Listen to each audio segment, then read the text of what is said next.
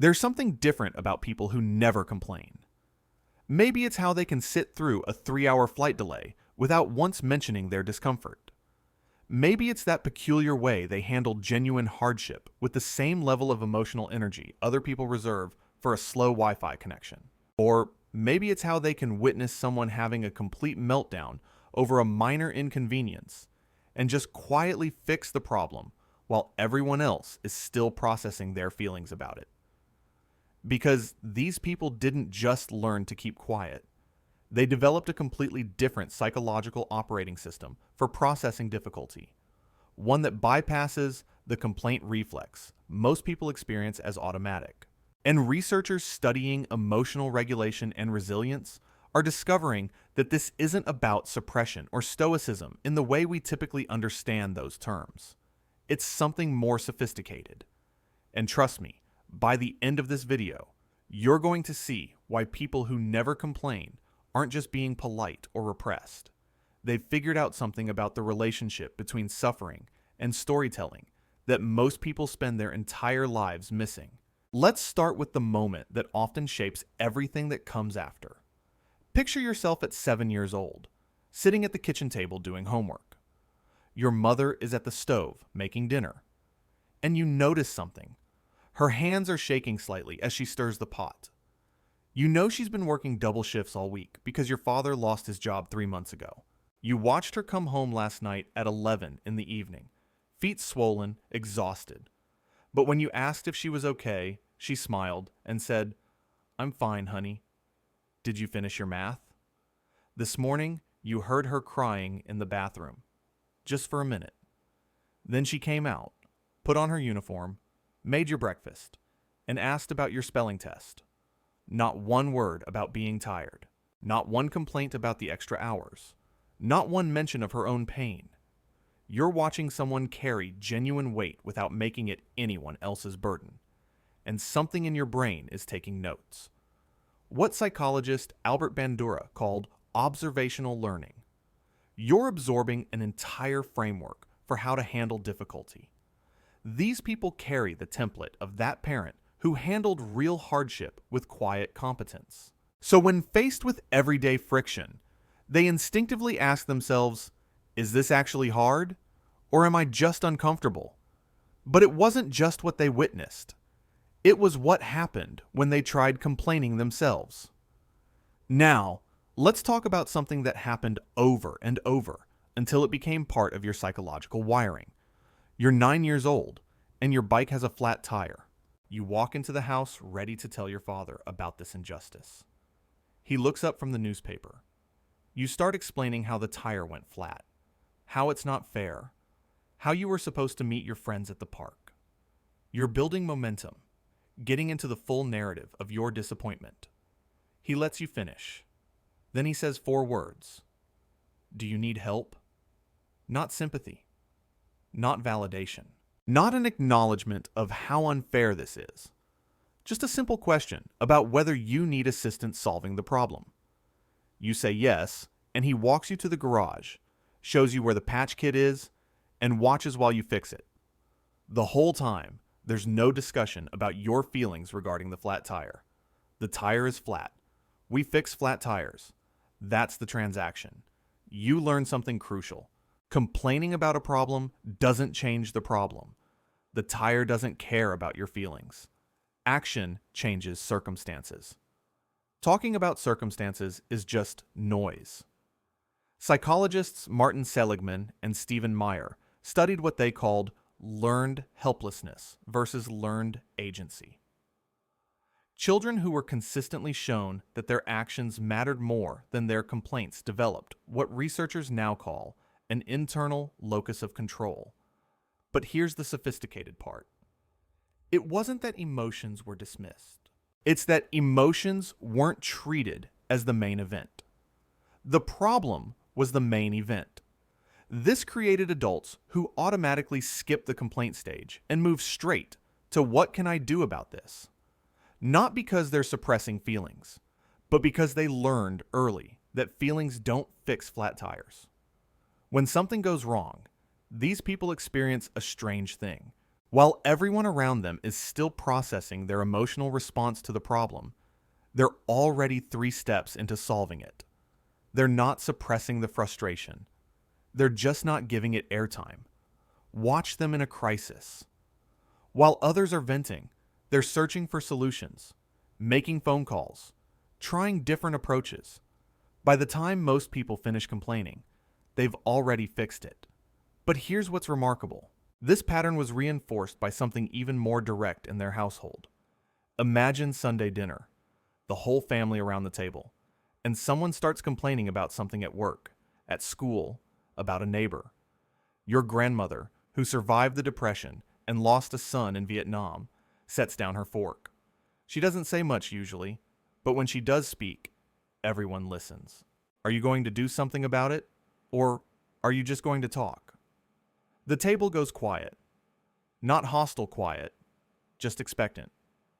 Because in this house, this is how it works. You can bring a problem to the table, but you better come with potential solutions. Or at least a willingness to hear them. Your uncle starts offering suggestions. Your father asks clarifying questions. Within 5 minutes, the person who is complaining has 3 actionable options, and the conversation moves on. No therapy session. No prolonged validation of feelings. Just, here's your problem. Here are some solutions. What are you going to do?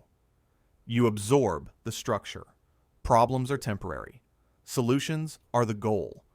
Complaining without action is just entertainment, and we don't entertain ourselves with suffering. What family systems therapists call solution-focused dynamics. Researcher Steve DeShazer found that families who oriented around solutions rather than problems produced children with dramatically higher resilience scores. But here's what's crucial. This isn't toxic positivity. The problem is acknowledged. It's real. But the family culture says we fix things. We don't just feel things. This created what psychologists now recognize as problem-solving self-efficacy. The belief that most difficulties are solvable if you stop talking and start acting. Not all problems, but most. These adults have a tell. When someone brings them a problem, they listen for about 30 seconds. Then they start asking questions. Have you tried this? What if you did that? Did you consider this option? They're not being dismissive. They genuinely believe they're helping. Because in their world, helping means solving. They watch people complain for weeks about solvable problems and feel genuine confusion. Why are you still talking about it? Why haven't you done something? The gap between complaint and action feels physically uncomfortable to them. And school reinforced this in ways you didn't even recognize at the time. Consider what happened when you were in middle school, maybe 6th grade. Someone in your class is always complaining about homework, about PE, about lunch, about everything. You watch what happens to them socially. Teachers start avoiding calling on them. Other kids roll their eyes when they start talking. They become known as the complainer. And that label sticks harder than anything else. You also notice the opposite. There's a kid who broke his arm and came to school the next day. Didn't mention it unless someone asked. When they did, he just shrugged and said, "Yeah, it sucks," and moved on. Everyone wanted to sit with him at lunch. Everyone wanted him on their team. You're learning the social mathematics. Complaining decreases your status. Handling hardship quietly increases it. Not because people are cruel, but because everyone's carrying something. And the people who carry their weight without making it everyone's problem earn respect. The ones who broadcast every inconvenience become background noise. Social psychologist Robert Cialdini studied what he called social proof and found that people unconsciously mirror the emotional regulation they witness. But researcher Carol Dweck found something more specific. Children learn that complaints signal helplessness, while quiet competence signals capability. This creates what's called reputation-based learning. You're not being taught explicitly. You're watching social consequences in real time. The complainer becomes isolated. The stoic becomes admired. Your brain is absorbing a survival strategy. Minimize complaint, maximize capability. It's social evolution happening on the playground. These adults feel almost physical discomfort around chronic complainers. Not because they lack empathy, but because they viscerally remember the social consequences. They watch someone complain repeatedly about the same thing and think you're making yourself radioactive, and you don't even realize it. They've seen how complaint affects reputation, so they've opted out of the whole game. They'd rather be seen as capable than sympathetic. It's not suppression. It's strategic social positioning they learned at 11. But there was another factor most people overlook entirely. Picture this. It's 1987. Something frustrating happens to you. A teacher is unfair. Your friend cancels plans. You're disappointed, angry, hurt, and there's nowhere to put it. No status update. No story to post. No comment section where dozens of people will validate your feelings and tell you you're right to be upset. You could call a friend, but that requires picking up the phone. And what are you going to say? I'm calling to tell you I'm annoyed? That feels excessive. You could write in a diary, but somehow complaining to a blank page feels pointless.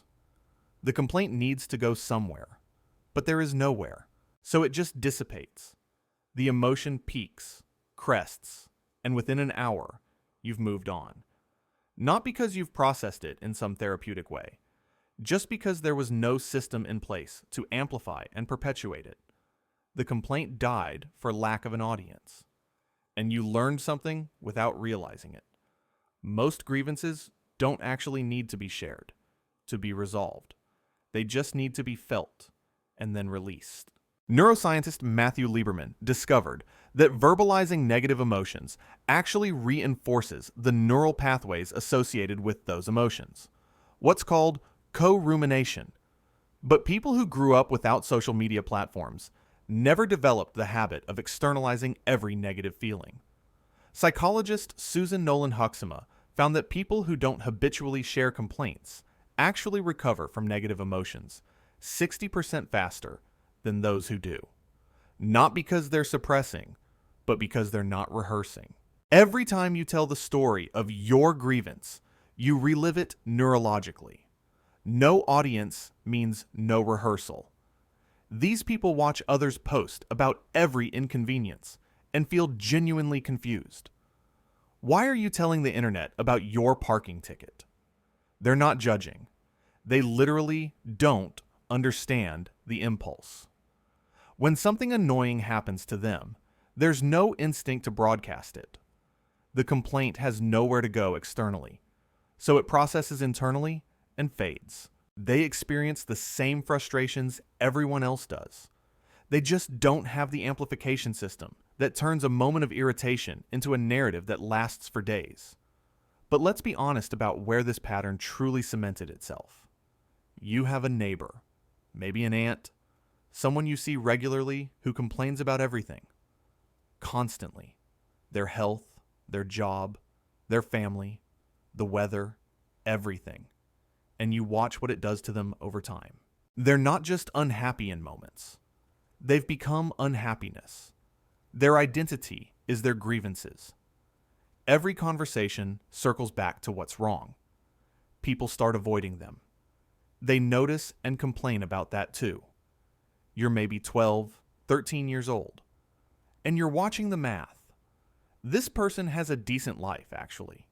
Not perfect, but okay. But the constant complaining has turned okay into unbearable. They've talked themselves into misery. And you make a decision, maybe not consciously, but somewhere deep. I'm not going to become that. You've seen the endpoint of chronic complaint. It's not catharsis. It's not relief. It's a trap.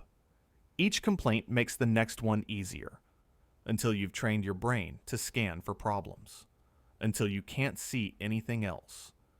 You're watching someone drown in self-created suffering, and you're learning this is a road that goes nowhere good. Psychologist Dr. Robin Kowalski studied chronic complaining and found it actually rewires your brain. what she calls synaptic pruning in reverse. Your neurons are connecting around negativity, making those pathways stronger. Meanwhile, pathways for noticing positive things atrophy. Neuroscientist Rick Hansen found that brains naturally have a negativity bias, but chronic complaining amplifies it exponentially. You're essentially training your attention to find problems. And once that becomes your default, it's incredibly difficult to reverse. These future non-complainers witnessed this transformation in someone they knew. They saw the warning sign and course-corrected before it was them. These people carry an almost protective instinct against complaining, not because they think they're above it, but because they've seen where it leads. When they feel the urge to complain, there's a mental alarm. This is how it starts. They remember that aunt, that neighbor, that coworker who became trapped in their own narrative of grievance. So they interrupt the pattern early, not through suppression, but through conscious redirection. They ask themselves, do I want to become that person? And the answer resets their entire orientation toward the problem. This vigilance was built on a foundation of something else entirely. You're 14 years old. Something breaks.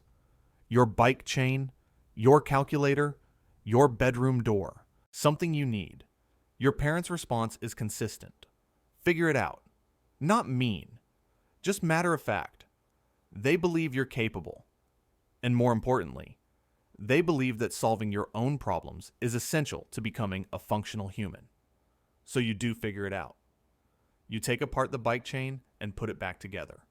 You read the calculator manual. You watch your father fix a door once and replicate it. And something happens in this process. The initial frustration transforms into something else. Pride, competence, self-efficacy. You learn that complaining to someone else means waiting for someone else to fix it. Fixing it yourself means it gets done on your timeline. And more than that, you learn that you're more capable than you thought. Most problems aren't actually that complicated. They're just uncomfortable to deal with. But once you push through the discomfort, there's this moment of, oh, I can do this. Psychologist Albert Bandura called this mastery experiences. The single most powerful way to build self-efficacy. Children who were required to solve their own problems developed what researchers call learned industriousness. They don't complain because complaining feels like admitting defeat. Like saying, I can't handle this. And they've spent years proving to themselves that they can handle most things. Dr. Carol Dweck's research on growth mindset found that children who were trusted to solve problems developed a fundamentally different relationship with difficulty. It's not something that happens to them. It's something they move through. These adults have a tell when something goes wrong. While others are immediately vocalizing their frustration, they're quiet for a beat. They're thinking, not about who to complain to, but about how to fix it. Watch them when the power goes out, when the car breaks down, when the internet fails. There's no drama, just immediate movement towards solutions. They've spent decades building a library of things. I've fixed myself. So their first instinct isn't to broadcast the problem. It's to add one more solution to their collection. This all adds up to something profound when you see it in contrast. You're in your 20s now, and you're surrounded by people who operate completely differently than you do. A coworker spends 20 minutes complaining about their commute. Every morning, the same complaint. Never changes routes, never tries public transit, never adjusts their schedule, just complains. Daily. You watch this with genuine curiosity. What's the goal here? What outcome are they seeking? The commute isn't getting shorter. The complaint isn't making them feel better. You can tell because they're still miserable.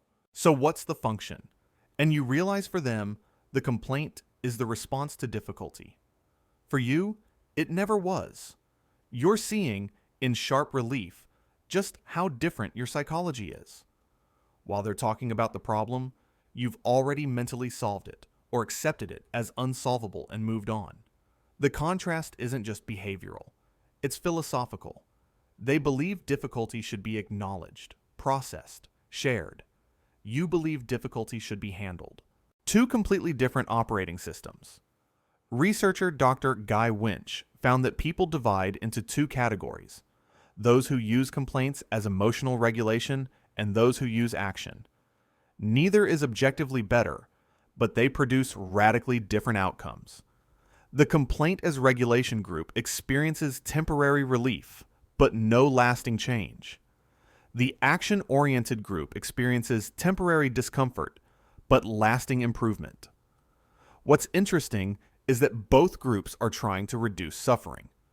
They've just developed opposite strategies, and people who never complain aren't suffering more. Research shows they actually report higher life satisfaction, not because they have fewer problems, but because they've eliminated the secondary suffering that comes from dwelling on them. But let's be honest about the costs. Sometimes not complaining means people don't realize you're struggling. Sometimes it means you carry weight alone that should be shared. Sometimes the stoicism reads as coldness when it's actually just competence. But here's what's remarkable. While everyone else is still processing their emotional response to difficulty, these people have already moved through it, not around it, through it. They've figured out that suffering has two components: the actual problem and the story you tell about the problem. And they've eliminated the second part. They learned to hold contradictory truths simultaneously. That problems are real and complaining doesn't fix them. That emotions are valid and don't need to be externalized to be processed. That difficulty is inevitable and your response to it is entirely under your control. That you can acknowledge suffering without amplifying it. That's the psychology of people who never complain. And it's not about being tougher or stronger or more capable than everyone else. It's about understanding something simple that most people miss. The time spent complaining is time not spent solving. And they decided a long time ago which one they'd rather be doing.